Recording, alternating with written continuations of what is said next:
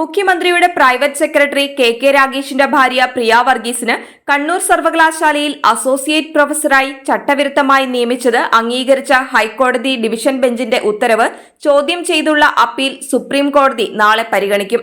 യുജിസിയും രണ്ടാം റാങ്കുകാരനുമാണ് സുപ്രീം കോടതിയിൽ appeal file ചെയ്തത്.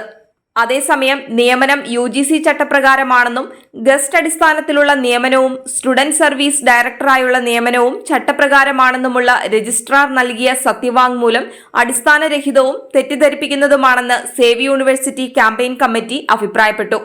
ഹൈക്കോടതി വിധിക്കെതിരെ യുജിസിയും രണ്ടാം റാങ്കുകാരനായ ജോസഫ് സ്കറിയയും സമർപ്പിച്ച അപ്പീൽ ഹർജിയിലാണ് സർവകലാശാല രജിസ്ട്രാർ നിലപാട് അറിയിച്ചത്. യുജിസിയുടെ 2018 റെഗുലേഷൻ പ്രകാരമായിരിക്കും അസോസിയേറ്റ് പ്രൊഫസർ നിയമനമെന്നും യുജിസി അംഗീകരിച്ച പ്രകാരമുള്ള അധ്യാപന സർവീസ് മാത്രമേ കണക്കിലെടുക്കുകയുള്ളൂവെന്നും സർവകലാശാലയുടെ നിയമന വിജ്ഞാപനത്തിൽ വ്യക്തമാക്കിയിട്ടുണ്ട്. എന്നാൽ പ്രസ്തുത റെഗുലേഷൻ അപേക്ഷയ്ക്ക് ബാധകമല്ലെന്നും യുജിസിയുടെ മാറുന്ന ചട്ടങ്ങൾക്ക് മുൻകാല പ്രാബല്യം പാടില്ലെന്നുമാണ് സർവകലാശാലയുടെ വാദം.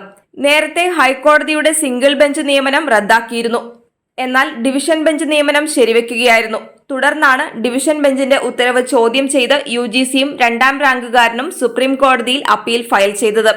യുജിസി മാനദണ്ഡപ്രകാരമുള്ള നിയമന പ്രക്രിയയിലൂടെ ജോലിയിൽ പ്രവേശിക്കുകയും യുജിസി അസിസ്റ്റന്റ് പ്രൊഫസർ തസ്തികയിൽ ഉള്ളവർക്ക് നിഷ്കർഷിച്ചിരിക്കുന്ന മൊത്തം ശമ്പളം കൈപ്പറ്റുകയും ചെയ്താൽ മാത്രമേ കരാറോ ഗസ്റ്റോ ചെയ്തിട്ടുള്ള നിയമനം നേരിട്ടുള്ള നിയമനത്തിന് അനുഭവപരിചയമായി കണക്കാക്കുവാൻ പാടുള്ളൂ എന്ന് യുജിസി റെഗുലേഷനിൽ വ്യക്തമായി പറഞ്ഞിട്ടുണ്ട്.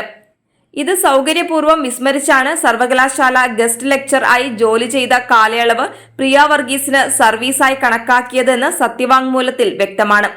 കൂടാതെ മുഴുവൻ സമയ PhD കാലയളവും സർവീസായി പരിഗണിച്ചത് യുജിസി റെഗുലേഷന് ഘടകവിരുദ്ധമാണെന്ന് സുപ്രീം കോടതിയിൽ ഹർജിക്കാർ ചൂണ്ടിക്കാണിക്കും.